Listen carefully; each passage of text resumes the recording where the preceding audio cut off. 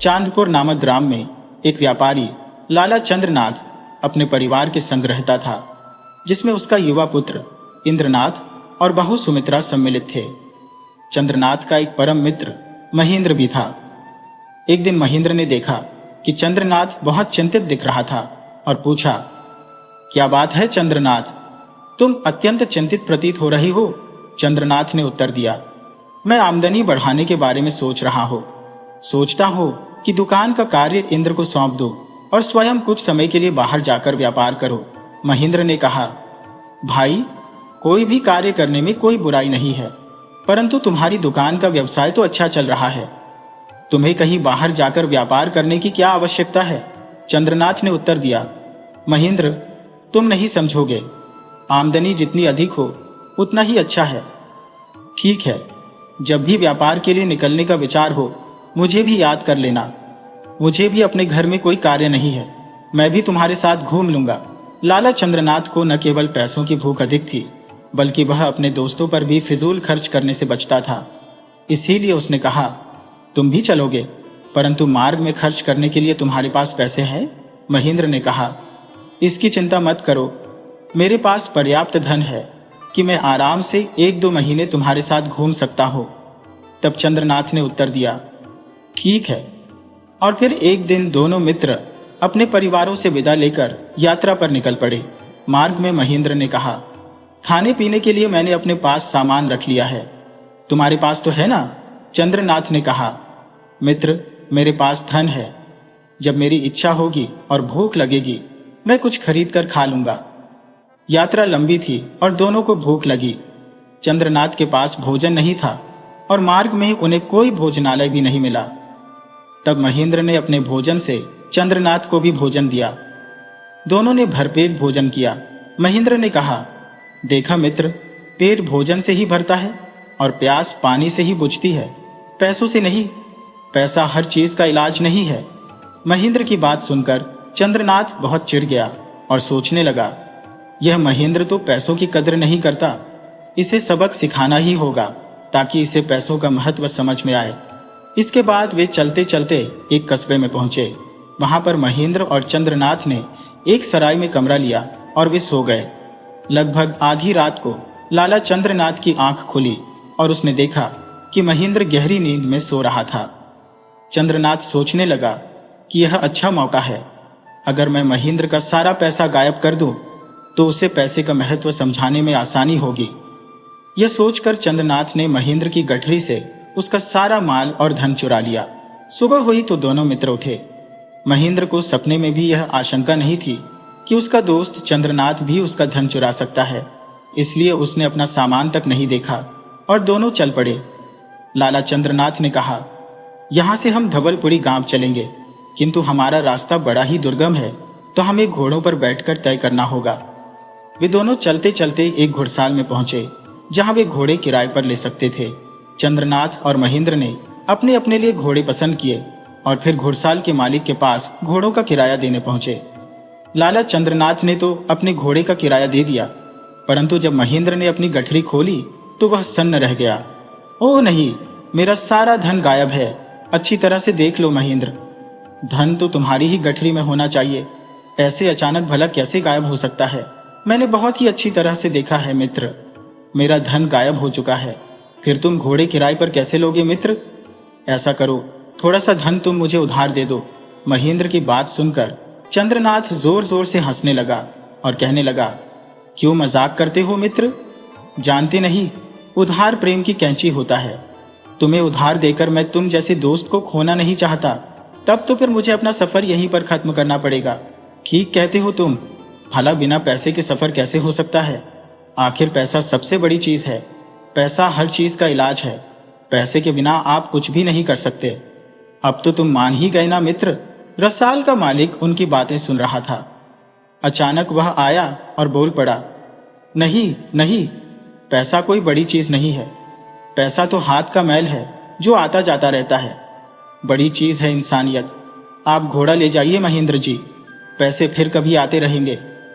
इस प्रकार घुड़साल के मालिक तोताराम ने महेंद्र को बिना किराए के ही घोड़ा दे दिया। तब महेंद्र ने कहा, देख लिया चंद्रनाथ, पैसा सबसे बड़ी चीज नहीं होता, पैसे से बड़ी चीज है इंसानियत। पैसा हर चीज का इलाज नहीं है। चंद्रनाथ एक बार फिर से मन ही मन सोचने लगा। उफ, ये फिर से मुझे उपदेश देने लगा। 3-4 घंटों के बेहद उबड़ खाबड़ रास्तों से चलकर वे दोनों धवलगिरी गांव में पहुंचे, जहां चारों ओर सुगंध का साम्राज्य था। चंद्रनाथ ने कहा, यह जगह वास्तव में सुगंधों का प्रदेश है। यहाँ पर घर घर में इत्र बनाने का काम पूरे जोर शोर से किया जाता है, और यहाँ पर आने का मेरा उद्देश्य भी यही है कि इत्र का व्यापार करके ढेर सारा धन कमाऊं। फिर वे दोनों वहां के प्रसिद्ध इत्र के व्यापारी के पास गए और वहां पर चंद्रनाथ ने काफी मात्रा में इत्र खरीद लिया। इसके बाद चंद्रनाथ ने कहा, चलो कहीं चलकर कुछ खा पी लिया जाए। महेंद्र ने कहा, मेरे पास तो आज के लिए भोजन है, मैं वही भोजन करूंगा। तो ठीक है, तुम अपना बासी भोजन करो, मैं कहीं भोजनालय में जाकर ताजा और स्वादिष्ट भोजन करके आता हूं। महेंद्र को वहीं पर छोड़कर लाला चंद्रनाथ किसी भोजनालय की खोज में चल पड़ा। उसने एक भोजनालय में छप कर भोजन किया और उसके बाद जब वह भोजनालय से निकला, अचानक उसके पेट में तेज दर्द होने लगा। दर्द के मारे तड़पता हुआ चंद्रनाथ वहीं बीच रास्ते पर लेट गया। तभी एक युवक उसके पास आया और पूछने लगा, क्या हुआ श्रीमान आपको? बेटा, मेरे पेट में बहुत दर्द हो रहा है और मेरी जान निकली जा रही है। मुझे किसी अच्छे वैद्य के पास ले चलो। मेरे पास पैसा है, मैं पैसा देकर वैद्य से अपना इलाज करवा लूंगा। वह युवक चंद्रनाथ को सहारा देकर एक वैद्य के घर ले गया। वैद्य ने चंद्रनाथ से कहा, तुम्हें कम से कम 1 माह तक पूरी तरह से आराम करना पड़ेगा। 1 माह तक? मगर मैं इतने समय तक आराम नहीं कर सकता। वैद्यराज, मुझे तो बस आज ही अच्छा कर दीजिए। आप जितना भी पैसा चाहेंगे मैं खर्च करने को तैयार हूँ। कीमती से कीमती और महंगी से महंगी दवाएं भी मैं खरीदने को तैयार हूँ। वैद्य ने कहा, श्रीमान जी, मैं एक वैद्य हूँ, कोई जादूगर नहीं जो जादू की छड़ी घुमाकर आपको ठीक कर दूंगा। आप बीमार हैं और आपको पूरी तरह से स्वस्थ होने के लिए 1 माह तक पूर्ण आराम करना ही पड़ेगा। किंतु वैद्य जी, यदि मैं आराम के चक्कर में पड़ गया तो मेरा लाखों का नुकसान हो जाएगा। क्या यह आराम की जरूरत 1 हफ्ते के लिए टल नहीं सकती? क्योंकि मैं व्यापार के लिए ढेर सारा इत्र खरीद चुका हूं। उस इत्र को बेचने के लिए मुझे एक दूसरे शहर में जाना होगा। चंद्रनाथ अपने नुकसान की बड़ा चढ़ाकर दुहाई देते हुए वैद्यराज को समझाने लगा। बस 1 हफ्ते, सिर्फ 1 हफ्ते, मैं ठीक ठाक रहूं, कुछ ऐसी दवाएं दे दीजिए। 1 हफ्ते के बाद मैं 1 माह तो क्या 10 माह तक भी आराम कर लूंगा। ठीक है श्रीमान, मैं तुम्हें दवाएं दे रहा हूं। वैद्य ने कहा, किंतु एक बात का ध्यान रखना, अकेले यात्रा मत करना। कोई ना कोई सेवक या मित्र अवश्य तुम्हारे साथ रहे, क्योंकि यदि तुम्हारा स्वास्थ्य मार्ग में कहीं बिगड़ गया तो तुम्हारा पैसा तुम्हारे किसी काम नहीं आएगा। तब कोई स्वामी भक्त सेवक या मित्र ही तुम्हारी जान बचा सकता है। और फिर वैद्यराज ने वक्ती तौर पर आराम पहुंचाने वाली 1 हफ्ते की दवाई देकर चंद्रनाथ को विदा कर दिया। वैद्यराज के वहां से निकलकर चंद्रनाथ सीधे उसी स्थान पर पहुंचा जहां उसने महेंद्र को छोड़ा था। महेंद्र के पास पैसे खत्म हो चुके थे, इसलिए वह वापस जाने की तैयारी कर रहा था। लाला चंद्रनाथ ने कहा, नहीं नहीं मित्र, तुम वापस मत जाओ। हम दोनों साथ साथ यात्रा पर निकले थे और साथ साथ ही लौटेंगे। मैं तुम्हारे साथ हूं, तुम्हें धन की जब भी आवश्यकता होगी मुझसे ले लेना। महेंद्र ने कहा, परंतु तुम तो कहते थे कि उधार प्रेम की कैंची होता है। अरे, वह सब तो मजाक की बात थी महेंद्र, लाला चंद्रनाथ ने हंसते हुए कहा। जैसे तैसे लाला चंद्रनाथ ने अपने मित्र महेंद्र को अपने साथ रहने के लिए मना लिया और फिर वे दोनों एक बैलगाड़ी पर बैठकर आगे की यात्रा करने लगे। वे दोनों कोटायम नामक एक शहर में पहुंचे। अपनी यात्रा के दौरान उन्हें एक बार फिर से एक सराय में ठहरना पड़ा, जहां पर लाला चंद्रनाथ की तबीयत एक बार फिर से बिगड़ने लगी। उसे साफ नजर आया कि वह अब ज्यादा भाग दौड़ नहीं कर सकता। इसीलिए उसने महेंद्र से कहा, महेंद्र, मेरे दोस्त, मेरी तबीयत खराब हो रही है, दिल बैठा जा रहा है। अब मुझे यहीं पर छोड़कर तुम्हें सामान बेचने जाना होगा। महेंद्र ने कहा, किंतु मैं तो इस व्यापार के बारे में कुछ नहीं जानता चंद्रनाथ, वह सब मैं तुम्हें समझा दूंगा। चंद्रनाथ ने समझाया, मैं तुम्हें व्यापारियों के पते भी दूंगा, और अपने लाभ में तुम्हें 10% का भाग भी दूंगा। फिर चंद्रनाथ ने भली भांति समझाकर महेंद्र को इत्र के व्यापारियों से मिलने के लिए भेज दिया और खुद सराय में रहकर आराम करने लगा। महेंद्र ने चंद्रनाथ के बताए हुए पतों पर संपर्क करके अच्छे मुनाफे पर वह सारा इत्र बेच दिया और फिर वापस सराय में लौट आया। वापस आकर महेंद्र ने देखा कि उसके दोस्त की तबीयत और भी ज्यादा खराब हो चुकी थी। तब चंद्रनाथ ने कहा, महेंद्र मेरे दोस्त, मुझे लगता है कि अब मैं ज्यादा दिनों तक जीवित नहीं रहूंगा, इसलिए तुम्हें मेरा एक काम करना होगा। मैं 4 महीनों के खर्च के लिए पैसा अपने पास रख लेता हूँ। बाकी पैसा तुम अपने कस्बे चांदपुर में ले जाओ और मेरे बेटे इंद्रनाथ को सौंप देना। उससे यह भी कह देना कि अगर मैं 4 महीने बाद जीवित लौट आया तो इस व्यापार का सारा धन उससे ले लूंगा, इसलिए धन में से एक कौड़ी भी खर्च न करें। महेंद्र ने कहा, यह सब तो ठीक है, किंतु तुम्हें इस हालत में छोड़कर मैं नहीं जा सकता। जिद मत करो महेंद्र, चंद्रनाथ ने उत्तर दिया। मैं यहां मरने के लिए नहीं, बल्कि अपनी बीमारी से लड़कर स्वयं को अच्छा करने के लिए रुक रहा हूं। मुझे मालूम है कि बीमारी की दशा में अकेले रहना उचित नहीं है, किंतु अगले 5 दिनों के लिए मेरे पास ऐसी दवा है जिससे मैं बीमारी के किसी भी घातक हमले से बच सकता हूं। महेंद्र ने कहा, किंतु फिर भी तुम्हारी देखभाल के लिए, तुम्हारी सेवा के लिए कोई ना कोई तो तुम्हारे पास रहना ही चाहिए मित्र। उसके लिए मैंने सराय के मालिक से कह दिया है, वह एक स्वामी भक्त नौकर का प्रबंध कर देगा। चंद्रनाथ ने समझाया। तब महेंद्र ने कहा, किंतु चंद्रनाथ, तुम्हारे पास तो बहुत पैसा है, क्यों ना तुम किसी वैद्य के मुंह पर ढेर सारा पैसा दे मारो, जिससे वह तुम्हें महीनों की जगह दिन और दिनों की जगह घड़ी 2 घड़ी में ही अच्छा कर दे। मुस्करी मत करो मित्र, चंद्रनाथ ने गंभीरता से कहा, जबकि तुम खुद ही कहते थे कि पैसा हर चीज का इलाज नहीं है। कुछ देर की औपचारिक बातों के बाद महेंद्र वापस लौटने को मान गया। महेंद्र के जाने के बाद चंद्रनाथ के कमरे में सराय के मालिक द्वारा भेजा गया एक नौकर आया। मेरा नाम रामू है मालिक, सराय के मालिक जी ने मुझे आपकी सेवा के लिए भेजा है। रामू, तुम यहाँ पर किसी वैद्य या हकीम को जानते हो तो मुझे वहां पर ले चलो। रामू एक बड़ा ही होशियार नौकर था। उसने तुरंत एक पालकी का प्रबंध किया और अपने मालिक चंद्रनाथ को वहां के एक बड़े ही प्रसिद्ध वैद्य के पास ले गया। तब वैद्य ने कहा, तुम्हें क्या तकलीफ है माशे? वैद्यराज, मेरे सीने में दर्द रहता है और ऐसा लगता है कि जान ही निकल जाएगी। तुम्हें एक नहीं बल्कि कई शिकायतें हैं। वैद्य ने कहा, निश्चित तौर पर तुम्हारा खाने पीने का समय ठीक नहीं है। कभी किसी वक्त तुम खाना खाते हो तो कभी छोड़ देते हो। आपने बिल्कुल सही कहा वैद्यराज, मेरे साथ ऐसा ही हो रहा है। तो सुनो, वैद्य ने कहा, चंद्रनाथ, टाइम से 40 मील दूर एक पहाड़ी प्रदेश है गिरिवन। तुम वहां जाकर 1 महीने तक रहो। साथ ही मैं तुम्हें कुछ औषधियां दे रहा हूं। यकीन मानो, सिर्फ 1 महीने में ही तुम्हारी बीमारी ऐसे गायब हो जाएगी जैसे गद्दे के सिर से सींग। वैद्य जी, मैं आपकी हर बात मानने को तैयार हूं, बस आप किसी तरह मुझे शीघ्र स्वस्थ कर दीजिए। गिरिवन की जलवायु और वहां का स्वास्थ्यवर्धक पानी तुम्हें बहुत ही जल्दी अच्छा कर देगा। फिर वैद्य जी ने चंद्रनाथ को महीने भर की औषधियां दी और परहेज बताए। अंत में पुनः गिरिवन जाकर रहने की सलाह दी। चंद्रनाथ रामू को साथ लेकर उसी रोज गिरिवन के लिए रवाना हो गया। गिरिवन का इलाका वास्तव में बड़ा खूबसूरत था। वहां एक बहुत ही अच्छे मकान में उसके रहने का प्रबंध किया गया। चंद्रनाथ वहीं रहकर स्वास्थ्य लाभ लेने लगा।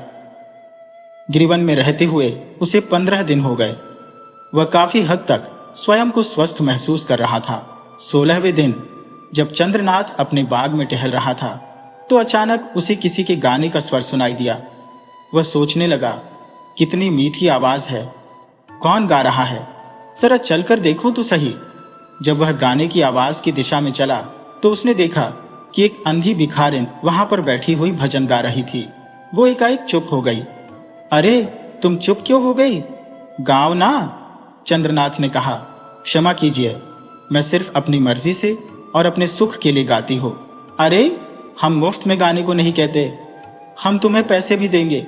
मुझे पैसों की जरूरत नहीं है सेठ जी, पैसे देकर आप किसी और से गवा लीजिए, किंतु हमें तो तुम्हारा ही गाना सुनना है। तो ठीक है, मेरे गाने का इंतजार कीजिए। मैं गाना गाती जरूर हूँ, परंतु अपनी मर्जी से, किसी और की मर्जी से नहीं। अजीब हो तुम, अंधी हो, भिखारिन भी हो, फिर भी इतना घमंड। जानती हो, पैसा बहुत बड़ी चीज है। पैसे से हर चीज खरीदी जा सकती है, सारे सुख इकट्ठे किए जा सकते हैं। नहीं सेठ जी, पैसा हर चीज का इलाज नहीं है। पैसे से सारे सुख नहीं खरीदे जा सकते। अरे तुम क्या जानो पैसे की ताकत। हम बीमार थे, हमने पैसा खर्च किया और ठीक होते जा रहे हैं। गलत ख्याल है आपका। आप पैसे की ताकत से नहीं, बल्कि वैद्य राज की दवाएं और उनकी सलाह व परहेज के कारण ठीक हो रहे हैं। अरे तुम तो हमारे बारे में बहुत कुछ जानती हो। जी हाँ, आपके नौकर रामू से मेरी थोड़ी सी बोलचाल हो गई है। उसे भी मेरा गाना बहुत पसंद है। ओहो, तो उसे भी तुम अपना गाना सुनाती हो? फिर हमें सुनाने में कैसा एतराज है? हम तुम्हें बहुत सा पैसा भी देंगे। सेठ जी, आप फिर से पैसों का रौब दिखाने लगे। यदि आपको पैसों का इतना ही घमंड है तो आप पैसों से मुझे आंखें दिलवा दीजिए, मेरी मरी हुई मां को जिंदा करवा दीजिए, फिर मैं आपको गाना अवश्य सुनाऊंगी। अंधी भिखारिन की बातें सुनकर चंद्रनाथ एकदम मौन हो गया। फिर उसने कहा, पैसा बहुत बड़ी चीज है, मगर हर समस्या का समाधान नहीं है। पैसे से सब कुछ नहीं खरीदा जा सकता बेटी। बेटी? आपने मुझे बेटी कहा? तो फिर पैसों की बात अब बिल्कुल मत कीजिएगा। मैं आपको गाना सुनाने के लिए वैसे ही तैयार हूं। उस दिन के बाद से जब भी चंद्रनाथ ने फरमाइश की, अंधी भिखारिन उसे गाना सुनाती थी। जब वह पूरी तरह से स्वस्थ हो गया तो वह वापस लौटने के लिए तैयार था। वह अंधी भिखारिन के पास गया और कहने लगा, तुम हमारे साथ चलोगी बिटिया? कहाँ? जहां भी हम कहें। तुम हमारे साथ हमारी बेटी बनकर रहोगी। बेचारी अंधी भिखारिन सुजाता को इतना प्यार कभी किसी से नहीं मिला था। पिताजी, आप मेरे पिताजी हैं। हाँ बेटी, आज से तुम मेरी बेटी हो। फिर एक दिन चंद्रनाथ रामू और सुजाता के साथ पूरी तरह से स्वस्थ होकर वापस गिरिवन से लौट पड़ा। जब वे रास्ते से गुजर रहे थे तब रात के समय वे एक जंगल से गुजरे। सुजाता ने कहा, पिताजी, इस जंगल से भयानक आवाजें आ रही हैं। मेरे ख्याल से हमें आगे सफर नहीं करना चाहिए, बल्कि इसी जंगल में पेड़ों पर चढ़कर यह रात सुरक्षित गुजारनी चाहिए। तुमने ठीक कहा बेटी, तुम्हारी बात बिल्कुल सही है। फिर उन लोगों ने अपने सामान को जंगल में छिपाया और पेड़ पर चढ़ गए। स्वयं लाला चंद्रनाथ भी एक पेड़ पर चढ़ गया और वे सभी रात बीतने का इंतजार करने लगे। जब रात गहरी हो गई तो थोड़ी देर बाद अचानक जंगल में एक पगडंडी पर दो लोग आते हुए दिखाई दिए। लाला चंद्रनाथ की दृष्टि उन पर पड़ी। वे दोनों एक दूसरे से बातें करने लगे। एक ने दूसरे से कहा, अरे चोर बिगर, तुम यहाँ जंगल में? अरे दोस्त, ये सवाल तो मैं तुमसे करने वाला था। भाई, मैं तो लाला इंद्रनाथ के यहाँ पर डाका डालने जा रहा हूँ। सुना है उसके बाप चंद्रनाथ ने अपने दोस्त महेंद्र के हाथ बड़ा धन कमाकर भेजा है। कमाल है, आज तो मैं भी लाला इंद्रनाथ के यहाँ पर ही चोरी करने के इरादे से निकला हूँ। तब तो एक से बेहतर दो है। हम दोनों साथ साथ धावा बोलते हैं। जो कुछ भी मिलेगा आपस में बांट लेंगे। और एक बात याद रखना, अगर उस घर में चोरी करने में कोई परेशानी हुई तो हम पूरे परिवार को खत्म करने से भी पीछे नहीं हटेंगे। और यह बातें करते हुए दोनों चोर वहां से निकल गए। लाला चंद्रनाथ उन दोनों की बातें पेड़ पर बैठा हुआ सुन रहा था। वह बेचैन हो गया। सोचने लगा, उफ, ये दोनों खुखार चोर मेरे ही घर में चोरी करने जा रहे हैं। अब मैं क्या करूं? कैसे इन्हें रोकूं? इनका मुकाबला तो सिर्फ राजा के सैनिक ही कर सकते हैं, और उन्हें बुलाने के लिए मुझे दिन होने का इंतजार करना पड़ेगा, और तब तक मैं लुट जाऊंगा। लाला चंद्रनाथ अभी तक इन घटनाओं पर विचार कर ही रहा था कि अचानक उसे फिर से कुछ आवाजें सुनाई दी। उसने देखा दो व्यक्ति जो कि लंबे चौड़े और अत्यंत खतरनाक प्रकृति के थे। उनके हाथों में हथियार थे। उनमें से एक ने कहा, हाँ भाई भूतनाथ, हमें यही इसी जंगल में ठहरना होगा। हाँ भाई, लाला इंद्रनाथ का पिता इसी जंगल से आएगा। दुआ करो कि वह अकेला हो, तब हमें उसे मारने में कोई कठिनाई नहीं होगी। लेकिन यदि वह अकेला नहीं भी हो तो भी हमें उसे समाप्त करना होगा।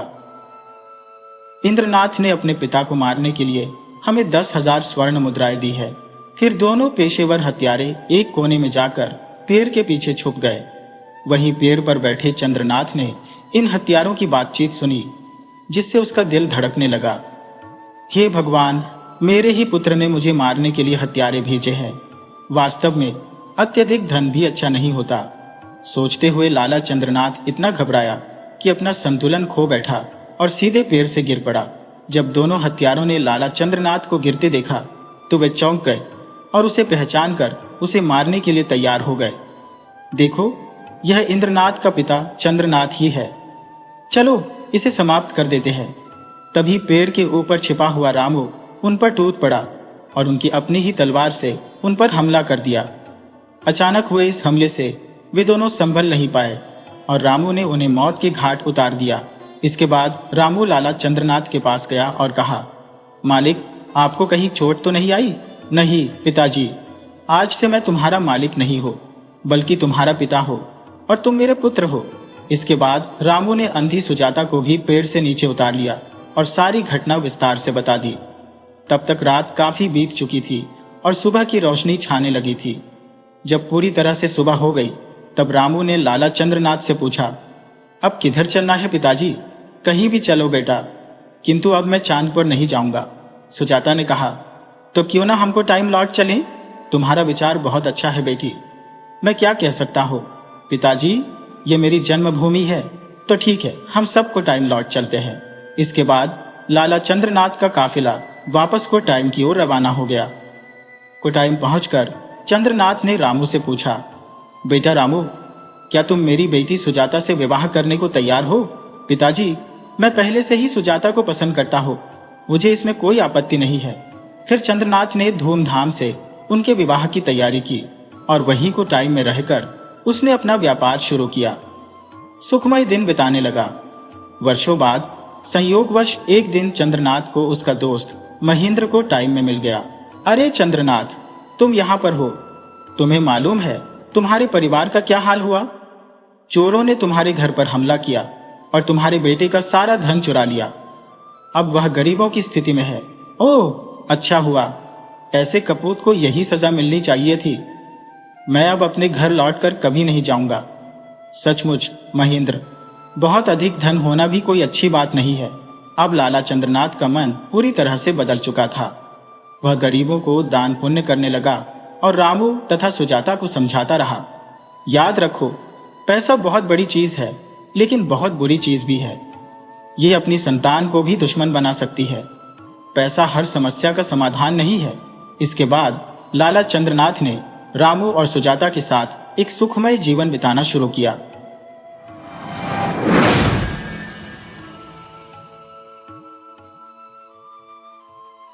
पहाड़पुर नामक एक छोटा सा गांव था जो छोटी छोटी पहाड़ियों से घिरा हुआ था। इस गांव की आबादी बहुत कम थी और यह एक दूर दराज के इलाके में स्थित था। गांव तक पहुंचने के लिए एक छोटी सी सड़क थी। गांव के आसपास का ज्यादातर इलाका बंजर था, जहां दूर दूर तक फसल और पेड़ न के बराबर थे। गांव में एक ही बड़ा सा पीपल का पेड़ था जिसकी छाया बहुत घनी और ठंडी थी। गर्मी के दिनों में उस पेड़ की छाया में बैठने का आनंद अवर्णनीय था, लेकिन गांव का कोई भी व्यक्ति उस पेड़ की छाया के पास जाने की हिम्मत नहीं करता था। इसका कारण यह था कि पीपल का यह पेड़ गांव के एक लालची और कंजूस बनिए के घर की दीवार के पास उगा हुआ था। वह इसे अपनी संपत्ति समझता था और किसी को भी इसके नीचे बैठने की इजाजत नहीं देता था। गांव का धोबी, जो सप्ताह में एक दिन बनिए के घर से गंदे कपड़े इकट्ठा कर ले जाता था और उन्हें धोकर और सुखाकर कुछ ही दिनों में वापस कर देता था। इसके बदले में बनिया उसे कुछ रुपए दे दिया करता था। एक दिन धोबी बनिए के घर से कपड़े इकट्ठा करके अपने गद्दे पर लाद कर वापस चल पड़ा। ये दोपहर का समय था और सूरज सिर पर चमक रहा था। गर्मी से इंसान तो क्या, जानवर भी परेशान नजर आ रहे थे। सभी का बुरा हाल था। धोबी जब बनिए के घर से बाहर निकला तो उसने पीपल के पेड़ की ठंडी और घनी छाया देखी। भयंकर गर्मी के मौसम में वह ठंडी जगह देखकर धोबी का मन मचल उठा। उसने सोचा कि अगर इस पेड़ के नीचे कुछ देर आराम कर लो तो मजा आ जाएगा। यह सोचकर धोबी पेड़ के नीचे आराम करने लगा।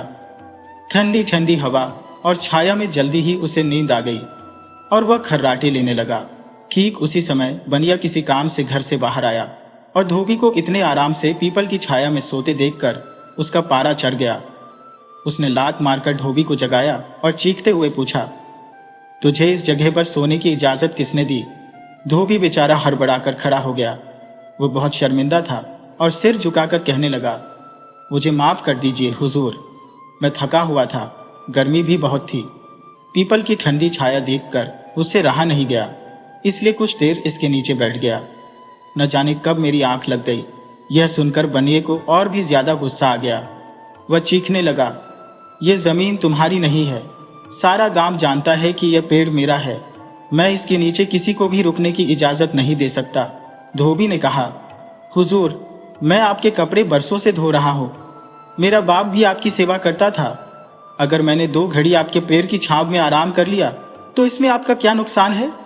अपने काम के बदले में मुझे इतना तो हक मिलना ही चाहिए। ये सुनकर बनिया अकड़ गया और कहने लगा, अगर तुम हमारे कपड़े धोते हो तो उसके बदले में तुम्हें पैसे मिलते हैं। मुफ्त में यह तुम काम नहीं करते। तुम्हें 1 घड़ी भी इस पेड़ की छांव में आराम करने का अधिकार नहीं है। इस दुनिया में कुछ भी मुफ्त में नहीं मिलता। बनिए की यह बात सुनकर धोबी हैरानी से पूछने लगा, क्या आप इस पेड़ की छांव की भी कीमत मुझसे वसूल करेंगे? बनिया बोला, बिल्कुल ठीक समझे हो। असल में बनिया को पैसे कमाने का एक अनोखा तरीका सूझ गया था। धोबी ने पूछा, अच्छा तो क्या कीमत है पेड़ की छांव की? बनिया बोला, अगर तुम पेड़ की छांव खरीदना चाहते हो तो तुम्हें 1000 सोने के सिक्के मुझे देने होंगे। 1 भी पाई कम नहीं लूंगा। इतनी ज्यादा कीमत सुनकर धोबी हैरानी के मारे उछल पड़ा। कुछ पलों के लिए उसने सोचा और फिर कहने लगा, यह तो बहुत ही ज्यादा है। मैं तो इस पेड़ की छांव के बदले में तुम्हें ज्यादा से ज्यादा 200 सोने के सिक्के ही दे सकता हूं। थोड़ी देर के लिए दोनों में बहस होने लगी। बनिया उस बेवकूफ धोबी से ज्यादा रकम ठगने के चक्कर में था और धोबी उस पेड़ की ठंडी छांव के बदले में बनिए को ज्यादा रकम देने को तैयार नहीं था। थोड़ी देर बहस होने के बाद धोबी उस पीपल की छांव के बदले में 500 सोने के सिक्के देने को तैयार हो गया। बनिए ने उसकी यह पेशकश कबूल कर ली। वह खुश था कि मुफ्त में ही इतनी बड़ी रकम हाथ में आ रही है।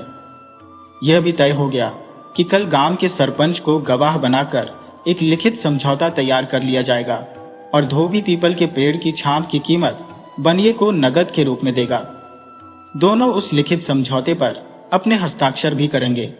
इसके बाद ही पीपल के पेड़ की छांव धोबी की संपत्ति बन जाएगी। सारा मामला तय हो जाने के बाद धोबी सोच विचार करता हुआ अपने घर वापस आ गया।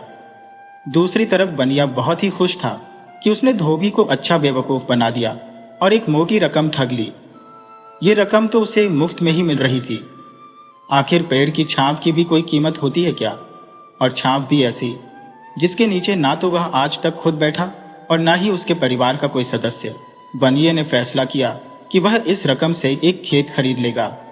बनिए ने तो अपने विचार में धोबी को धोखा दे दिया था, मगर धोबी भी इतना बेवकूफ नहीं था जितना बनिया उसे समझ रहा था। धोबी ने बदला लेने की ठान ली थी। घर पहुंचकर उसने गद्दे को उसकी जगह पर बांधा और उस पर लदे हुए कपड़े उतारकर एक तरफ रख दिए। अपनी पत्नी से बोला, सुनो, मुझे अपने सोने के गहने दे दो। मैं उन्हें गिरवी रखकर सुनार से कुछ रकम उधार लेना चाहता हूं। उसकी बीवी यह सुनकर चौंक गई और पूछने लगी, इतनी बड़ी रकम की अचानक क्या जरूरत आन पड़ी? धोबी ने जवाब दिया, मैं बनिए के घर के बाहर जो पीपल का पेड़ है उसकी छांव खरीदना चाहता हूं। इस गर्मी के मौसम में उसके नीचे आराम किया करूंगा। धोबी की बात सुनकर उसकी पत्नी को विश्वास नहीं हुआ। उसे लगा कि शायद उसके पति का दिमाग खराब हो गया है। क्या कभी किसी ने पेड़ की छांव भी खरीदी है? पेड़ की छांव भी भला किसी की संपत्ति हो सकती है? वह सोचने लगी। पत्नी ने उसे समझाने की कोशिश की, यह बेवकूफी मत करो। इस तरह से तुम अपने गहनों से भी हाथ धो बैठोगे। दोबारा तुमसे पेड़ की छांव को कोई नहीं खरीदेगा और तुम्हारी रकम भी वापस नहीं मिलेगी। लेकिन धोबी अपने फैसले पर अडिग था। उसने पत्नी की बातों को अनसुना कर दिया। पत्नी फिर बोली, मेरी सलाह है कि जेवर बेचकर तुम कोई खेत खरीद लो, उस पर फसल उगाओ, जिसे बेचकर तुम्हें ज्यादा मुनाफा होगा और तुम अमीर आदमी बन सकोगे। धोबी ने कहा, देखो भाग्यवान, पहली बात तो यह कि मैं एक धोबी हूं। मुझे सिर्फ यही काम आता है। मैं रातों रात किसान नहीं बन सकता। खेत में हल चलाना, बीज बोना और फसल बेचना ये मेरे बस की बात नहीं है। मैं 10 साल तक खेत में मेहनत करके भी उतनी रकम नहीं कमा सकता जितनी इस पेड़ की छांव से 6 महीने में कमा लूंगा, और उसके बाद तुम्हारे गहने भी तुम्हें वापस लौटा दूंगा। धोबी की पत्नी समझ गई कि उसके पति का इरादा नहीं बदलेगा, इसीलिए उसने बहस बंद कर दी और चुपचाप गहनों की पोटली लाकर पति को दे दी। धोबी गांव के सुनार के पास गया और गहने गिरवी रखकर 500 सोने के सिक्के उधार ले लिए। अगले दिन तय समय पर सोने के सिक्कों से भरी थैली लेकर वह समझौते पर हस्ताक्षर करने के लिए सरपंच के पास पहुंच गया। बनिया पहले से ही वहां मौजूद था। गांव के और भी कई लोग वहां आए थे। सभी इस अजीबोगरीब सौदे पर हैरान थे। गांव में हर तरफ ये बात फैल चुकी थी कि धोबी ने पीपल के पेड़ की छाप बनिए से खरीद ली है। बनिए ने लिखित समझौते में पहले ही यह लिखवा दिया था कि वह अपने पीपल के पेड़ की छाप सोने के 500 सिक्कों के बदले धोबी को बेच रहा है। उन दोनों में से जो भी आदमी इस समझौते को तोड़ने की कोशिश करेगा, उसे दूसरे आदमी को 1000 सोने के सिक्के जुर्माने के तौर पर देने होंगे। इस समझौते पर बनिए ने दस्तखत किए, लेकिन धोबी क्योंकि अनपढ़ था, इसीलिए उसने अपने बाएं हाथ के अंगूठे का निशान लगाया। सरपंच ने गवाह के तौर पर दस्तखत कर दी। वहां पर मौजूद सभी लोग इस समझौते के गवाह बन गए।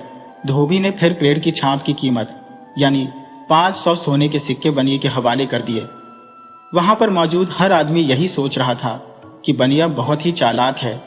उसने बेचारे भोले भाले धोबी को लूट लिया है, क्योंकि आज तक ना तो किसी ने ऐसा सुना था और ना ही देखा था कि पेड़ की छाप भी बेची जा सकती है। उस दिन के बाद से धोबी की यही दिनचर्या बन गई कि वह दोपहर से लेकर शाम तक उस पेड़ की छाप के तले चारपाई बिछाकर सोया रहता। वह अपने गद्दे की रस्सी भी चारपाई के साथ ही बांध लेता। गधा वक्त बेवक्त गला फाड़ कर चिल्लाना शुरू कर देता। कई बार तो ऐसा हुआ कि इधर बनिया आराम करने के लिए लेटा या अपने घर में बीवी बच्चों से कोई जरूरी बात करना शुरू करता, और उधर गधे ने अपना बेसुरा गाना शुरू कर दिया। गधे का यह शोर शराबा बनिए के लिए सिर का दर्द बन चुका था। आसमान में सूरज जैसे जैसे पूर्व से पश्चिम की ओर बढ़ता, पेड़ की छाप भी अपनी जगह बदलती, तो धोबी भी अपनी चारपाई उसके साथ साथ घसीटता रहता, जिससे वह बनिए के घर की दीवार के बिल्कुल साथ जाकर बैठ जाता। बनिया अपने घर में कोई भी बात ऊंची आवाज में करने से डरता था कि कहीं दीवार के साथ बैठा हुआ धोबी सुन ना ले। इसके अलावा धोबी गांव के दूसरे लोगों और बच्चों को भी अपने पास बुला लेता। सब लोग वहां बैठकर बातें करते, हंसी मजाक करते, और बच्चे भी शोर शराबा करने में किसी से पीछे नहीं रहते। ये सारे हालात बनिए और उसके परिवार के लिए एक बड़ी परेशानी बन चुके थे। आखिरकार एक दिन तंग आकर बनिए ने धोबी से बात करने का फैसला किया। वह धोबी से कहने लगा, लगता है तुम मेरे घर पर भी कब्जा करना चाहते हो। तुम्हारा गधा और तुम्हारे जानने वाले सबकी वजह से हमारे आराम और काम में रुकावट आ रही है। धोबी मुस्कुराया और कहने लगा, हुजूर, ऐसी कोई बात नहीं है। मैं तो सिर्फ छांव के नीचे ही बैठता हूँ। जैसे जैसे सूरज पश्चिम की ओर जाता है, पेड़ की छांव आपके घर की तरफ होने लगती है और आपके घर की दीवार पर जा लगती है। मैं इससे आगे कभी नहीं बढ़ूंगा। बनिया उस वक्त तो चुप हो गया, मगर अंदर ही अंदर उसका दिल बेहद अशांत था। वह समझ नहीं पा रहा था कि इस मुसीबत से कैसे छुटकारा पाए। फिर एक दिन उसकी जान छूट ही गई। अचानक ही एक दिन धोबी गायब हो गया और कई दिनों तक गांव में किसी को नजर नहीं आया। उसकी पत्नी को भी यह नहीं मालूम था कि वह कहाँ गया। जब काफी दिनों तक धोबी नजर नहीं आया तो बनिए को बड़ी हैरानी हुई। लोगों के सामने तो वह अपनी खुशी को छुपा लेता, लेकिन भीतर ही भीतर सोचता कि चलो इस मुसीबत से पीछा छूटा। मगर जैसे बुरा वक्त आने का पता नहीं चलता। एक दिन बनिया अपनी दुकान से वापस लौटकर दोपहर के समय खाना खाने के लिए घर आया तो यह देखकर उसका दिल धक से रह गया कि धोबी फिर से पहले की तरह पेड़ के नीचे चारपाई बिछाकर बैठा था। उसके आसपास काफी लोग मौजूद थे। जब बनिया और ज्यादा नजदीक पहुंचा तो उसने देखा कि धोबी के पास दर्जन भर बकरियां, भेड़ें, 2 कुत्ते और 2 भैंसें भी थी। उसका गधा तो पहले से ही वहां पर मौजूद था। सभी जानवरों की आवाजें मिलकर अजीब शोर शराबा कर रही थी। बनिया गुस्से में चिल्लाकर पूछने लगा, तुमने ये क्या तमाशा लगा रखा है? धोबी यह सुनकर कहने लगा, तमाशा नहीं हुजूर, ये सब मेरे पशु है। क्योंकि इनको रखने के लिए मेरे घर में जगह नहीं है, इसीलिए अब ये इसी पीपल की छांव में रहेंगे। ये बात सुनकर बनिया गुस्से से पागल हो गया। वह तो पहले ही अकेले धोबी से तंग था और अब वह अपने साथ अपने पशुओं को भी ले आया था। वह चीखते हुए कहने लगा, तुम इन्हें मेरी जमीन पर कैसे रख सकते हो? मैंने सिर्फ पैर की छाप बेची है, जमीन नहीं। धोबी यह सुनकर हंसने लगा और कहने लगा, आप सच कहते हैं, मैं तो सिर्फ पैर की छाप का ही इस्तेमाल कर रहा हूं। अगर आपको कोई ऐतराज है तो आप अपनी जमीन किसी दूसरी जगह पर ले जाइए। धोबी की यह बात सुनकर सारे लोग हंसने लगे। वह अपने आप को बहुत चालाक समझता था, मगर धोबी तो उसके काबू में ही नहीं आ रहा था। वह झुंझलाकर बोला, मेरी जमीन तो यहीं पर रहेगी, तुम अपनी छाप को कहीं और ले जाओ। ये बात सुनकर धोबी एक बार फिर से जोर से हंसने लगा और बोला, फिर मैं पीपल का पेड़ भी अपने साथ ही ले जाऊंगा, क्योंकि यह छाप तो इसी पेड़ की है। धोबी की यह बात सुनकर तो बनिया और भी ज्यादा परेशान हो गया। वह अपने बाप दादाओं के लगाए हुए पेड़ को काटने की इजाजत कैसे दे सकता था। उसने अपने घर वालों, दोस्तों और रिश्तेदारों से सलाह मशवरा किया और फिर यह फैसला हुआ कि धोबी के साथ पेड़ की छाप बेचने का समझौता तोड़ दिया जाए।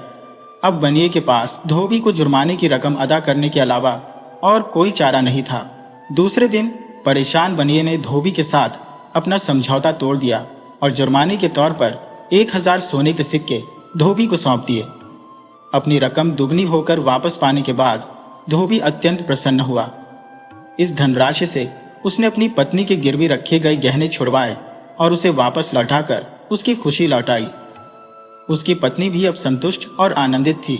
इसके पश्चात धोबी ने बनिए को एक बुद्धिमत्तापूर्ण सलाह दी। ये रोशनी, बारिश, धूप और छांव सब ईश्वर की अनुपम देन है। इन पर कब्जा नहीं जमाना चाहिए, बल्कि सबके साथ मिलकर इनका उपभोग करना चाहिए। बनिए को भी अब यह बात भली भांति समझ में आ चुकी थी और इसीलिए उस दिन के बाद से उसने कभी भी किसी गांव वाले को पीपल की छांव में बैठने से मना नहीं किया।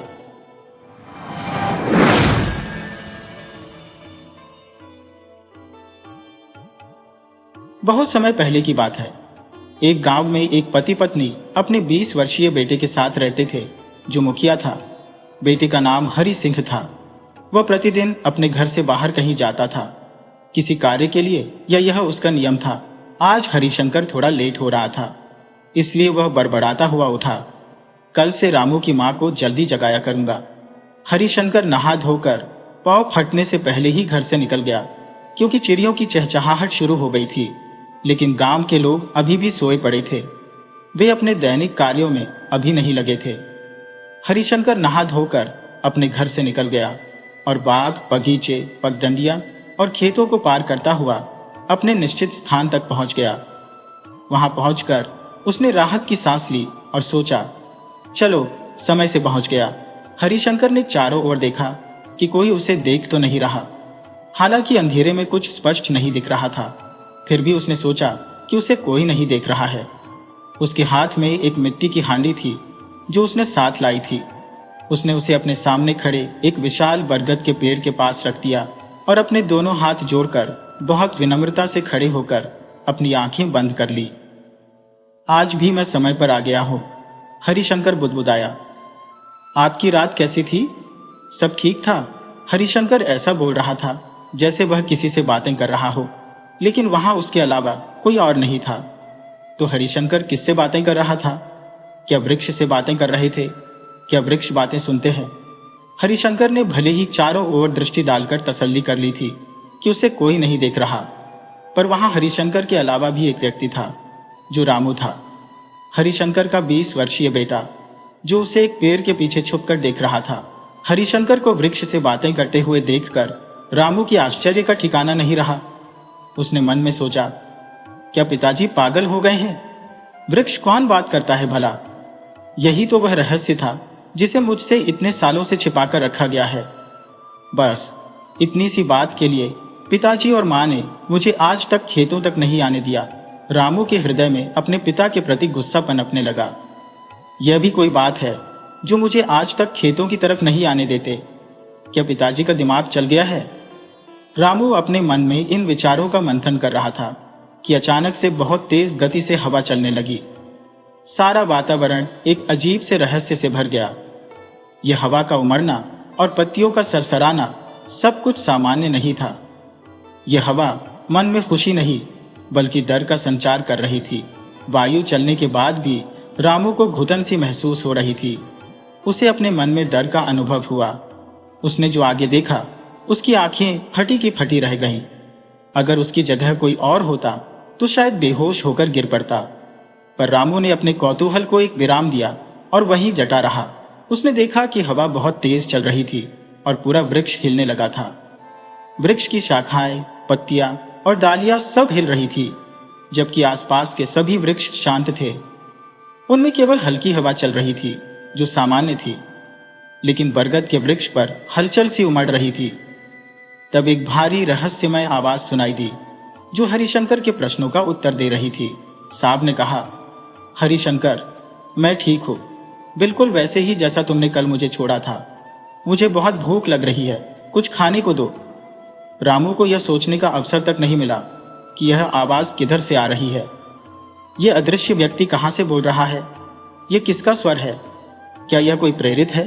तभी उसने देखा कि बरगद का जो वृक्ष था वह एक विशाल दैत्य की तरह अपनी शाखाओं को पूजाओं की तरह सामने लाकर एक याचक की तरह उनमें आपस में जोड़ लिया। हल्का हल्का उजाला उभरने लगा था, परंतु अंधकार अभी भी बाकी था। सूरज देवता अभी प्रकट नहीं हुए थे। रामू की आंखें आश्चर्य से फटी की फटी रह गईं। उसकी सांसें मानो अटक कर ही रह गईं। जो कुछ भी उसकी आंखों के सामने घट रहा था उसकी तो उसने कल्पना भी नहीं की थी। रामू की सोचने समझने की शक्ति अब जवाब दे चुकी थी। वह बस चुपचाप वहां खड़ा होकर आगे की घटना को देखता रहा। तभी उसने देखा कि उसके पिताजी हरिशंकर ने मिट्टी की हांडी जिसमें खीर थी उसे उस बरगद के वृक्ष के तने में बने हुए एक कोतर के अंदर रख दिया।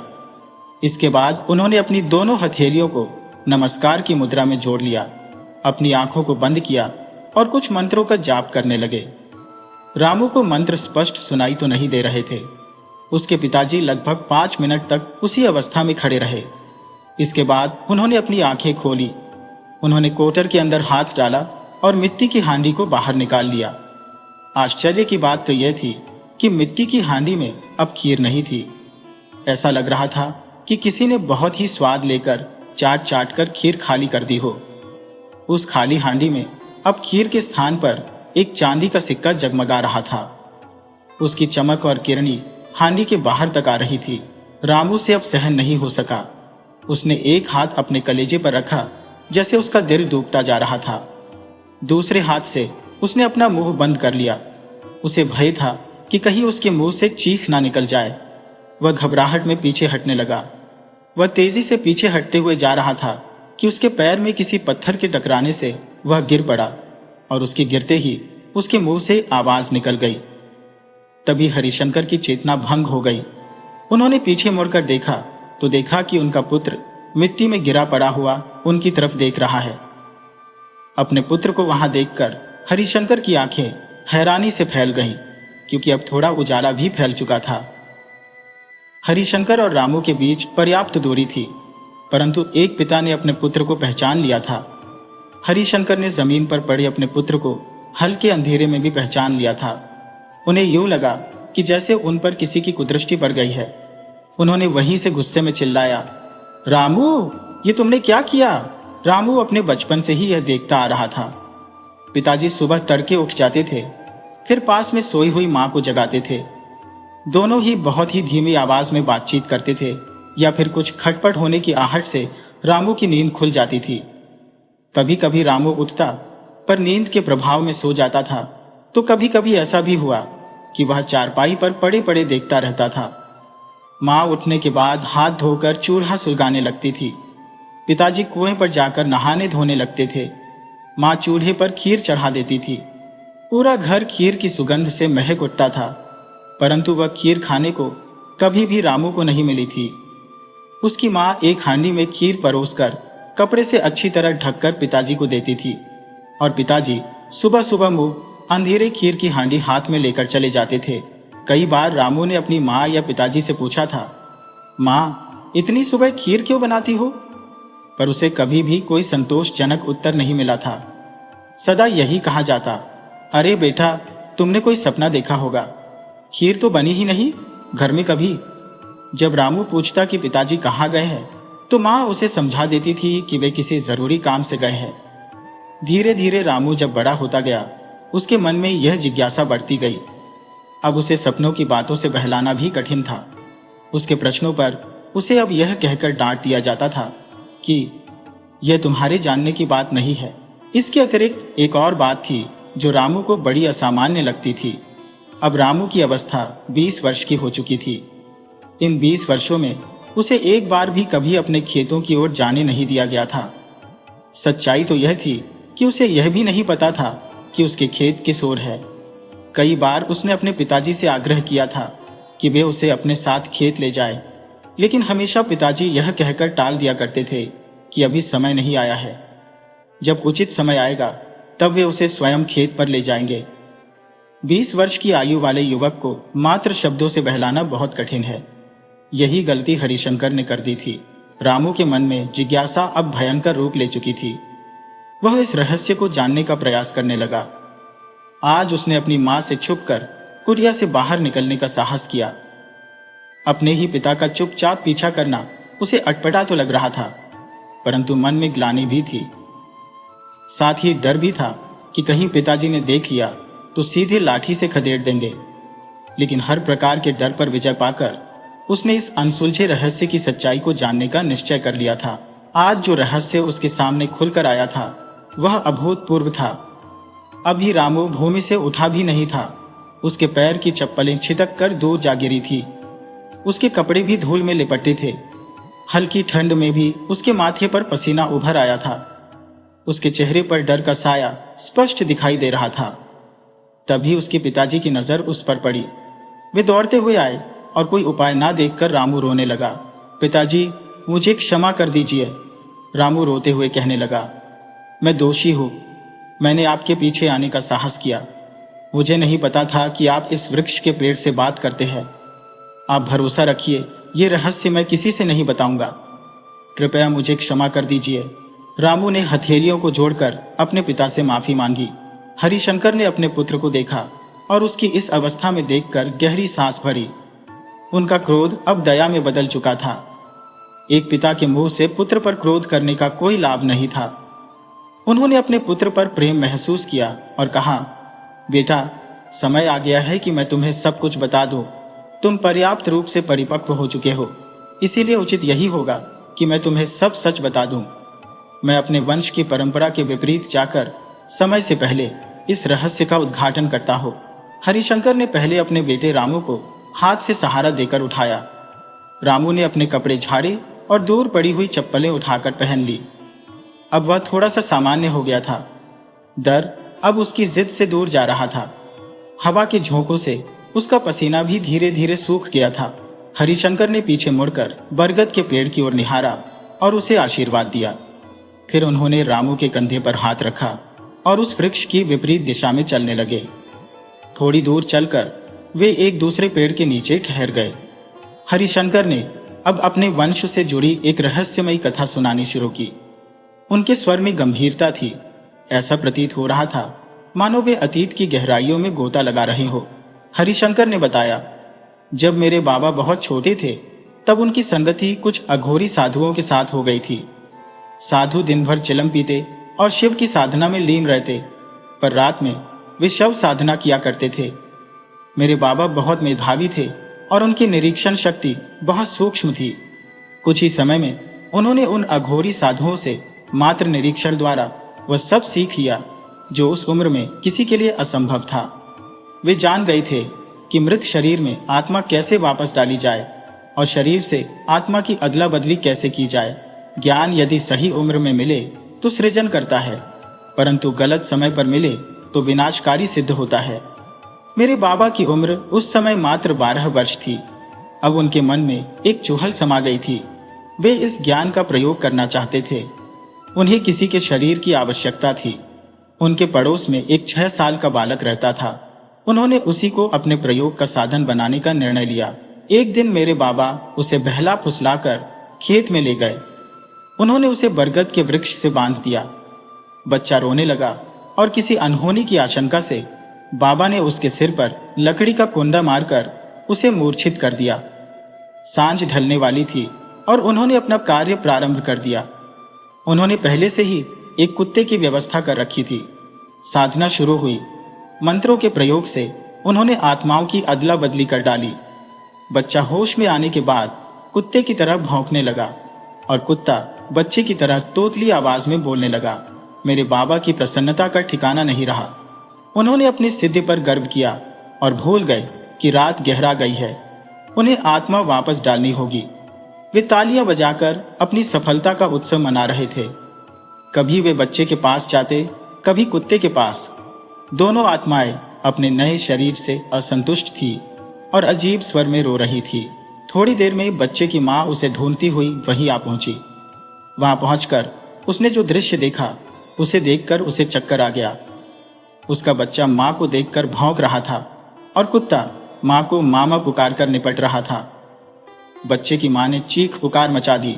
मेरे बाबा ने देखा कि मामला हाथ से बाहर जा रहा है। वे भागने लगे, पर बच्चे की मां ने उन्हें पकड़ लिया और उनकी खूब पिटाई की। बाबा ने हाथ जोड़कर क्षमा मांगी और समझाया कि वे आत्माओं की अदला बदली वापस कर देंगे। जो बच्चे की मां थी, उसने अपने आंसू पोंछ लिए। उसने मेरे बाबा की बात पर विश्वास कर लिया और वे एक किनारे बैठकर इंतजार करने लगी। पर जब मेरे बाबा आत्मा को वापस डालने को हुए, तो हड़बड़ी में कुछ मंत्र गलत पड़ गए।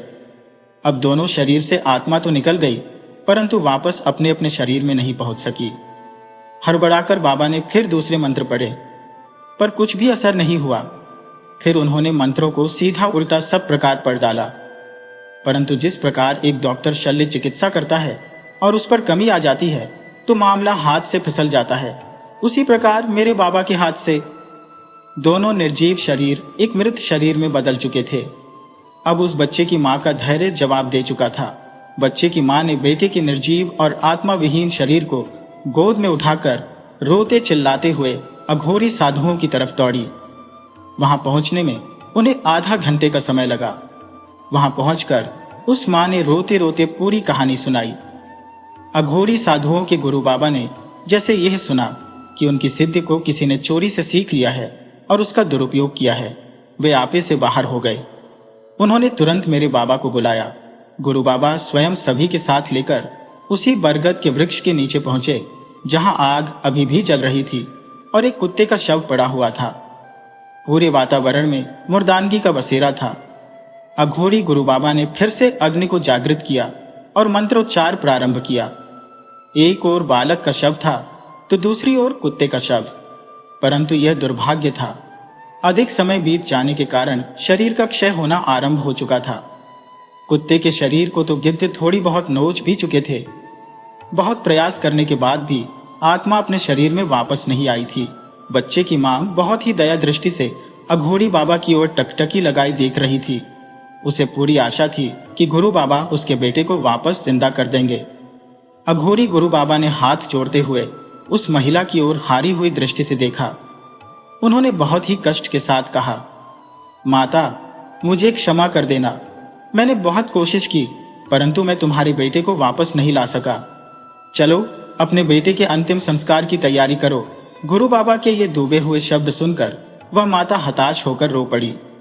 वे गुरु बाबा के चरणों में गिर पड़ी और रो रो कर कहने लगी, कुछ भी करिए बाबा, मेरा बेटा वापस ला दीजिए। मैंने बड़े जतन से और बहुत उपवास रखकर यह बेटा पाया था। मेरा इकलौता बच्चा था। मेरे तो पति भी भगवान को प्यारे हो चुके हैं। मेरी जिंदगी का यही बेटा एकमात्र सहारा था। गुरु बाबा ने उसे सांत्वना दी और दुखी मन से आगे बढ़े। 4 कदम की दूरी पर सभी लोग मेरे बाबा को पकड़े हुए बैठे थे। मेरे बाबा का हृदय उस मार्मिक दृश्य को देखकर पश्चाताप की अग्नि में जल रहा था। उन्हें इस बात का बहुत धक्का लगा था कि उन्होंने खेल खेल में एक बच्चे की जान ले ली।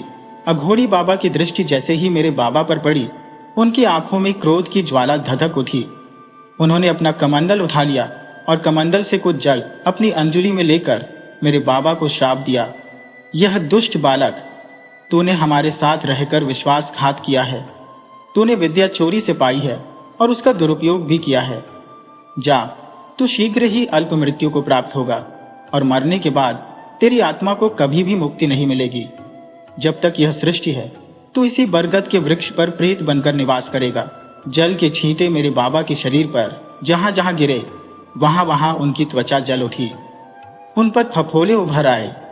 बाबा के शरीर में अत्यधिक जलन होने लगी। घबराकर मेरे बाबा रोने लगे। वे अघोरी बाबा के चरणों में गिरकर क्षमा मांगने लगे। मेरे बाबा के पिताजी भी अब वहां पहुंचे थे। उन्हें पूरे मामले की जानकारी पहले से ही मिल चुकी थी। जब उन्होंने देखा कि उनके बेटे यानी मेरे दादाजी को श्राप दिया गया है, तो वे अपने आप पर नियंत्रण नहीं रख सके और अघोरी बाबा के चरणों में अपना सिर रख दिया। जो मेरे दादाजी के पिताजी थे, वे एक सम्मानित व्यक्ति थे। पूरे गांव में उन्हें विशेष सम्मान प्राप्त था। परिवार की कई पीढ़ियों से गांव में उनकी प्रतिष्ठा थी। मेरे दादाजी के पिताजी बोले, गुरु बाबा, यदि मुझे एक बार भी पता चल जाता कि मेरा बेटा आप लोगों की संगति में जा रहा है, तो मैं उसे उसी समय रोक लेता। आपने उसे क्यों अपने साथ उठने बैठने दिया? अकेले उसी की भूल नहीं है। अब आप उसे क्षमा कर दीजिए और अपना श्राप वापस ले लीजिए। अघोरी गुरु बाबा ने उनके शब्द सुने और बोले, राम रतन, यदि मुझे पता होता कि यह तुम्हारा पुत्र है, तो मैं कभी भी इतना कठोर नहीं होता। परंतु अब तो शब्दबाण की तरह निकल चुके हैं, वे लौट नहीं सकते। उसे विद्या के साथ खिलवाड़ करने का दंड तो भुगतना ही होगा। मेरे दादाजी के पिताजी अघोरी गुरु बाबा के चरणों में गिर पड़े और बोले, प्रभु, यह मेरा इकलौता पुत्र है। अगर यह चला गया तो मैं क्या करूंगा? अघोरी बाबा को उनके ऊपर दया आ गई। कुछ देर तक वे आंखें बंद किए विचार करते रहे। उसके बाद उन्होंने कहा, जा, तेरे पुत्र की मुक्ति तेरे पुत्र का पुत्र ही कराएगा। बाबा के पिताजी ने पूछा, बाबा, मैं समझा नहीं। गुरु बाबा बोले, तेरे पुत्र की आत्मा को मुक्ति में दे रहा हूं, परंतु मेरा श्राप टल नहीं सकता। जब तक तेरे पुत्र का पुत्र जीवित है, तेरे पुत्र को इस बरगद के वृक्ष पर प्रेत बनकर निवास करना होगा। तेरे पुत्र की मृत्यु के पश्चात उसका पुत्र प्रेत बनकर इस वृक्ष पर रहेगा और तेरे पुत्र की आत्मा को प्रेत योनि से मुक्ति मिल जाएगी। मेरे बाबा के पिताजी ने समझ लिया कि श्राप का असर आने वाली पीढ़ियों पर पड़ेगा, जिससे कोई भी मुक्त नहीं हो सकेगा। अघोरी बाबा बोले, तुमने सही समझा, इसका दूसरा कोई उपाय नहीं है। मेरे दादाजी के पिताजी ने कहा, गुरु बाबा, इस अपराध के बाद गांव में हमारी प्रतिष्ठा समाप्त हो जाएगी। हर पीढ़ी के बालक समय से पूर्व मृत्यु और मृत्यु के बाद प्रेत बनने के लिए मजबूर होंगे। ये वृक्ष हमारे खेतों को बंजर बना देगा। मेरे दादाजी के पिताजी फूट फूट कर रोने लगे। गुरु बाबा बोले, शांत रहो राम रतन। इस बरगद के वृक्ष की जड़ों के नीचे एक चांदी के सिक्कों का खजाना है। प्रेत को मुक्ति तक जीवित रखने के लिए प्रतिदिन खीर की भेंट देनी होगी। बदले में प्रेत तुम्हें प्रतिदिन एक चांदी का सिक्का देगा, परंतु इस चांदी के सिक्के की कमाई का 3/4 हिस्सा निर्धनों में बांटकर उसका उपयोग किया जा सकेगा। वहां 10 से 12 लोग उपस्थित थे, जिनमें अधिकतर अघोरी गुरु महाराज के अनुयायी थे। बच्चे की मां के अलावा 2-3 लोग ही इस रहस्य के साक्षी बने, जिन्हें अघोरी गुरु बाबा ने प्रतिज्ञा दिलवाकर इस रहस्य को वहीं सीमित कर दिया। गांव में पीढ़ी दर पीढ़ी यह रहस्य बना रहा और कभी बाहर नहीं आया।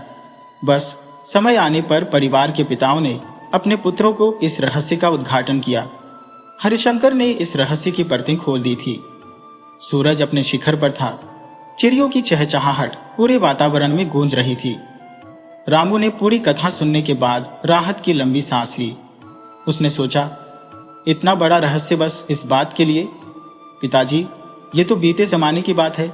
अब इस शराब का क्या असर होगा, ये कोई नहीं जानता, रामू ने दृढ़ता से कहा और अपने पिता की बात को अनसुना करते हुए आगे बढ़ गया। हरिशंकर को अपने बेटे का यह व्यवहार बिल्कुल भी अच्छा नहीं लगा। उन्होंने अपने परिवार की एक अत्यंत महत्वपूर्ण घटना बताई थी, परंतु रामू ने उसे केवल एक साधारण कथा की तरह सुना। हरिशंकर जानते थे कि उनका पुत्र बचपन से ही जिद्दी और हठी था। उसे दूसरों के अनुसार चलना बिल्कुल भी पसंद नहीं था। रामू आगे आगे चलता जा रहा था।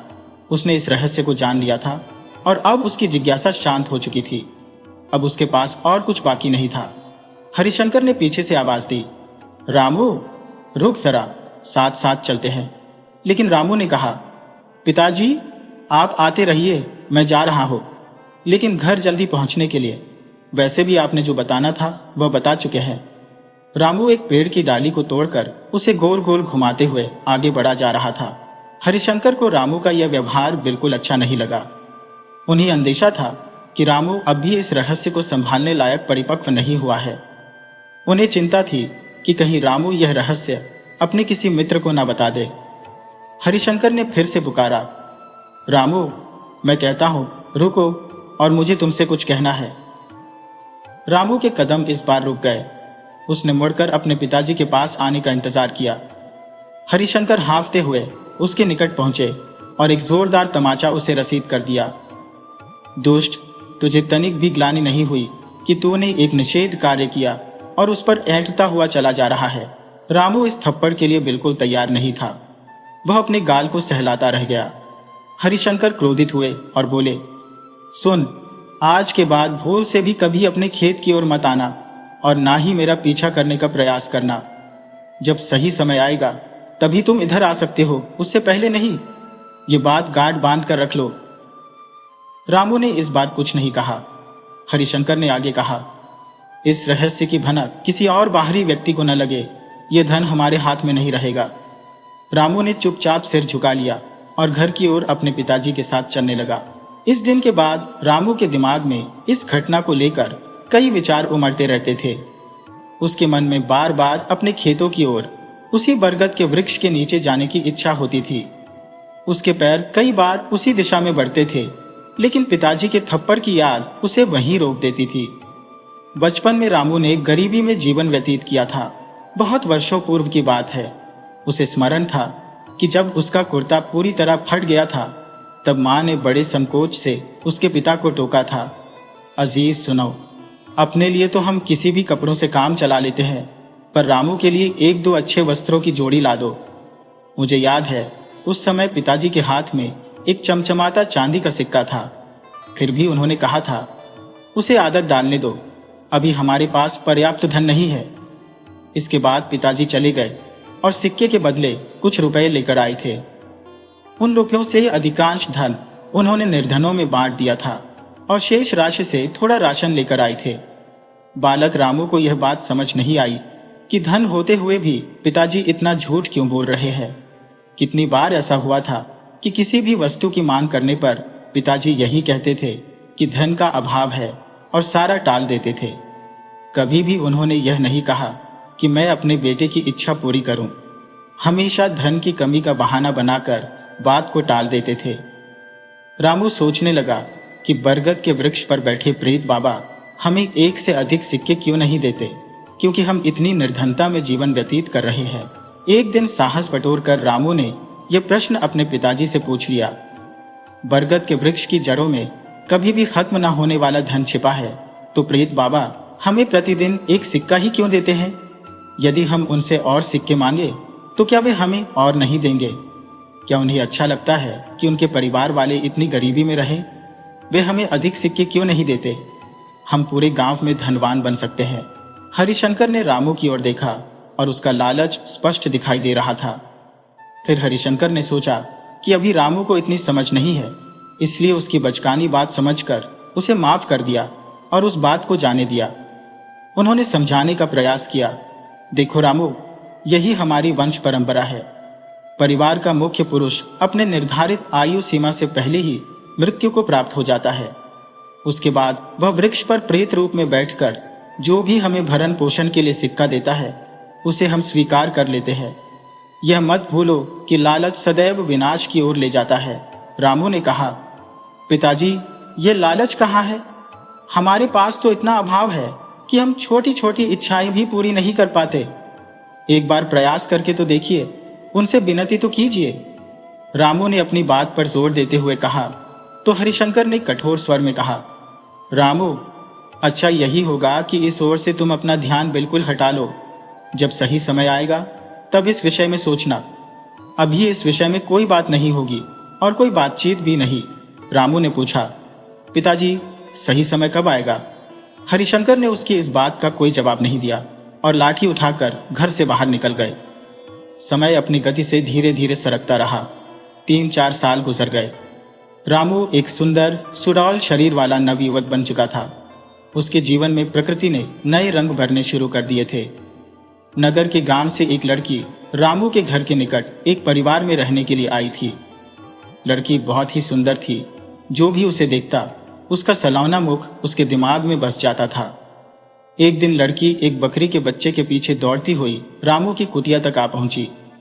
रामू कुएं से पानी निकाल रहा था और तेजी से आती हुई लड़की फिसल कर गिर पड़ी। रामू ने जब कुएं की मुंडेर से मुड़कर देखा तो देखता ही रह गया। उस कन्या के मुख का जो आकर्षण था उसने रामू को सम्मोहित कर दिया।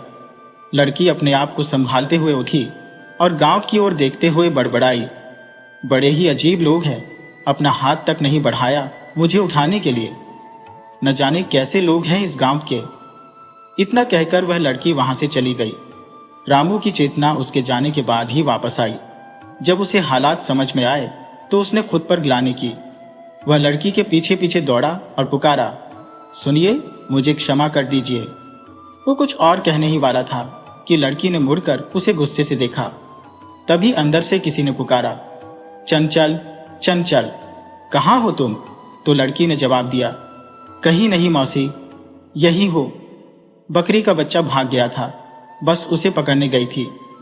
वह लड़की चंचल नाम से पुकारे जाने पर अंदर चली गई। रामू ने मन ही मन सोचा, चंचल, कितना सुंदर नाम है। और दिन भर उसका मन चंचल की सोच में डूबा रहा। रामू अब सुबह से ही अपने घर के बाहर बैठा चंचल की एक झलक पाने की प्रतीक्षा करता। जैसे ही चंचल की एक झलक उसे मिल जाती, उसे मानो तृप्ति प्राप्त हो जाती। चंचल ने उसके मन को बांध लिया था। प्रारंभ में तो चंचल उसे अपरिचित दृष्टि से देखती थी, पर बाद में उसकी निगाहें रामू की ओर टिकने लगी और वह भी मंत्रमुग्ध होकर उसे देखने लगी। रामू रात को अपनी चारपाई पर पड़ा सोचता कि कल सुबह अपने दिल का हाल चंचल के सामने खोल देगा, लेकिन सुबह होते ही उसका साहस जवाब दे जाता और वह कुछ भी नहीं कह पाता। एक दिन दोपहर की बात है। रामू की पड़ोसन, जो चंचल की मौसी की लड़की थी, उसके पास एक पर्ची लेकर आई। पर्ची खोलने पर रामू ने देखा कि उसमें लिखा था, थोड़ी देर में तालाब के किनारे मिलो। यह पढ़कर रामू अचंभित भी हुआ और आनंदित भी। वह आनंदित होकर तालाब के किनारे जा पहुंचा। वहां उसने देखा कि चंचल एक सुंदर धोती पहने जल में अपनी परछाई देख रही थी। रामू धड़कते दिल से उसके पास पहुंचा। चंचल ने लंबी छोटी पर हाथ फेरते हुए पूछा, रामू, ये सुबह शाम मुझे क्यों देखा करते हो? क्या अच्छा लगता है ये सब? उसने यह पूछा ही था कि चंचल की मौसी की लड़की रानी भी वहां आ गई और कहने लगी, कितनी बार पूछूं, क्यों, तुम दोनों के बीच क्या चल रहा है? रामू सकपका गया और पसीने में नहा गया, जैसे किसी ने उसकी चोरी पकड़ ली हो। चंचल हंस पड़ी और बोली, मैं तो तुम्हें बड़ा शेर समझती थी। तुम तो उसी बकरी के बच्चे की तरह मिमिया रहे हो जो उस दिन तुम्हारे घर भाग कर आया था। रामू मुस्कुरा दिया। चंचल ने उसका हाथ थाम लिया और लजाते हुए बोली, मुझे भी तुम पसंद हो। रामू की खुशी का ठिकाना नहीं रहा। जिसके विचारों ने उसे दिन रात परेशान कर रखा था, उसने भी उसके प्रेम को स्वीकार कर लिया था। रामू ने उसके माथे को चूम लिया और चंचल वहां से भाग गई। दोनों ने अपने मन की बात कह दी थी। दोनों के परिवारों की आर्थिक स्थिति में जमीन आसमान का अंतर था, फिर भी विवाह प्रस्ताव को मंजूरी मिल गई थी। चंचल के परिवार की आर्थिक स्थिति रामू के परिवार से बेहतर थी। वहां के दूसरे ही दिन चंचल ने देखा कि सुबह सुबह उसकी सास खीर बनाती है और उसके ससुर हरिशंकर मिट्टी की हांडी लेकर कहीं जाते हैं। उसने रामू से पूछा, ये पिताजी इतनी सुबह कहाँ जा रहे हैं? रामू ने गोलमोल उत्तर दिया, कहीं आवश्यक काम से जा रहे होंगे, मुझे पता नहीं है। चंचल को संतुष्टि नहीं मिली, लेकिन उसने बात को जाने दिया। किंतु चंचल की जिज्ञासा अधिक दिन तक दबाई नहीं जा सकी। उसने फिर से अपनी सास और ससुर से वही प्रश्न दोहराया, लेकिन उसे कोई संतोषजनक उत्तर नहीं मिला। अंततः कई बार पूछने पर रामू को अपने परिवार का विचित्र रहस्य चंचल को बताना पड़ा। अब वह इस घर की बहू बन चुकी थी और उससे कुछ छुपाया नहीं जा सकता था। जब चंचल को इस अद्भुत रहस्य के बारे में पता चला तो उसका विस्मय का ठिकाना नहीं रहा। वह स्वभाव से भी चंचल थी। उसने जिद पकड़ ली कि उसे भी अपने खेतों और उस अद्भुत वृक्ष को देखने जाना है। बड़ी मुश्किल से रामू ने उसे समझा बुझाकर शांत कराया। इसी बीच चंचल की मौसेरी बहन रानी का विवाह हो गया। विवाह के कुछ दिनों बाद जब रानी अपने मायके आई तो चंचल उससे मिलने गई। गहनों और महंगे वस्त्रों से लदी रानी को देखकर चंचल के मन में एक प्रकार का खालीपन छा गया। बात करते करते उसने लज्जा से अपनी धोती का आंचल कुछ यूं ओढ़ लिया जैसे अपनी निर्धनता को छुपाना चाहती हो। विवाह से पहले दोनों बहनों में कोई अंतर नहीं था, लेकिन अब उनकी आर्थिक स्थिति ने एक गहरी खाई पैदा कर दी थी। रानी अपनी नई नवेली खुशियों के बीच हंस हंस कर बातें कर रही थी, जबकि चंचल अपने आप को छोटा महसूस कर रही थी। उस दिन चंचल बहुत उदास होकर अपने घर वापस आई और दिन भर उसका मन उचटता रहा।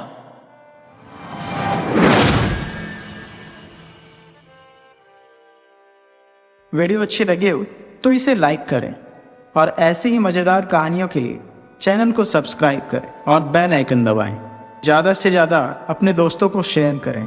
धन्यवाद।